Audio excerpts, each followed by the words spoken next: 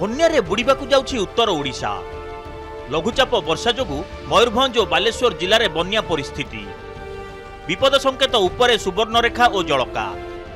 विपद संकेत तले बुढ़ा बलंग। भांगिला कच्चा घर, गाँव में पशिला पानी। चिंता बढ़ाइला झारखंडर चांदिली डैम पानी। चांदिली डैम मरामती हेउनथिबारु बन्यारे बुड़ुछि मयूरभंज, केन्दुझर और बालेश्वर। एने झारखंड सरकार जेते आलोचना हेले भी मिलुनी सुफल। एबे बन्या आसिबारु विपद बढ़ाई सुवर्णरेखा। मयूरभंज और बालेश्वर 7टी लेखाएं ब्लॉक को मिसाई मोट 14टी ब्लॉक प्रभावित होईछि। मयूरभंजर 5076 विपन्न को स्थानांतर करा जायछि। मुतयन होइछंती ओड्राफर 7 और अग्निशम बाहिनीर 7टी यूनिट।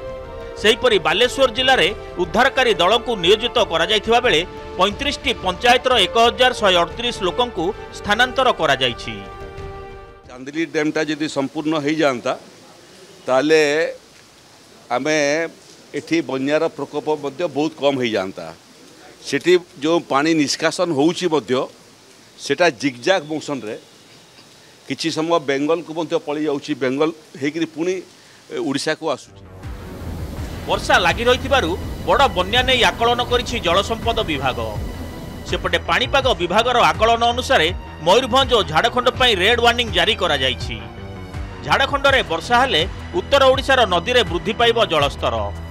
तेबे झारखंड केते जल छाड़िबो ता उपरे सुवर्णरेखार जलस्तर निर्भर करे बोली कहिसंती जलसंपद सर्वोच्च जंत्री।